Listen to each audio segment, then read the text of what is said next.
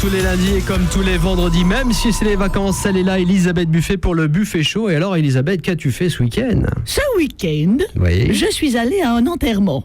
Ah bah oui, bah la vie, des fois, voilà, c'est comme ça, c'est la vie, on se marre un peu moins. Oui. C'était Jean-Claude Laplanche qui est décédé, un ancien copain. En fait, c'était un bon copain, Jean-Claude, jusqu'au CM2. Après, il a commencé à avoir des boutons et la gaule. Il me faisait un petit peu peur. Je me rappelle un jour, dans la cour de récré, il m'avait piqué mon goûter. Je lui avais dit, tu sais ce qui est noir et petit ? Ton avenir ! Et voilà qui est tout raide. Oh, je m'en veux.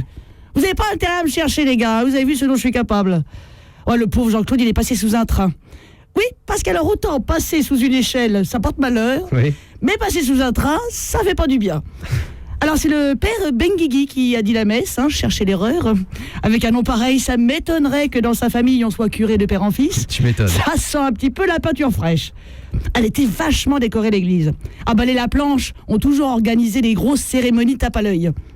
Pour le mariage de leur fille, ils avaient embauché les danseuses du Paradis Latin, qui nous avaient fait un show à la sortie de la messe. Remarque, Paradis Latin, ils étaient dans le ton. Le prêtre était tout rouge, il avait la soutane en chapiteau de cirque, mon Dieu. Alors là, pour l'enterrement, les Laplanche avaient mis des petits plats dans les grands. Enfin, si on peut dire que feu Jean-Claude est un petit plat. Qu'est-ce qui bouffait le Jean-Claude ? Ah, ça va changer le pissenlit. Parce qu'il va le changer surtout, c'est de servir de repas au ver de terre. C'est qui est plus fort, évidemment, c'est les verts. Enfin, j'ai faim, celle-là, évidemment. Ah, mais ça va être Noël pour eux. Quoique, un mort, ça se vide. Bon, bref, après la messe, nous voilà partis en goguette au cimetière. Et moi, je repère un mec des pompes funèbres, Roblot, un croque-mort, quoi. Oui. Pas mal de sa personne. Oui, puis alors moi, la mort, ça me donne envie de fucker, pour m'assurer que je suis toujours vivante.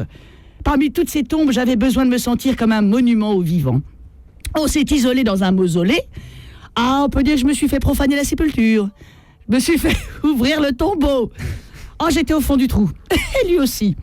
Il m'a bourré l'urne. Il m'a fait péter le cercueil. Oh non. Alors ensuite, voilà, mine de rien, j'ai rejoint le cortège avec quelques petites taches blanches sur ma robe noire. Bon. Et après, nous sommes allés siffler un godet à la santé du mortibus, en buvant des bières, pour rester cohérent. Ouais. Et finalement, on s'est bien marré. Parce qu'au final, faut profiter et la vie continue. C'est ça.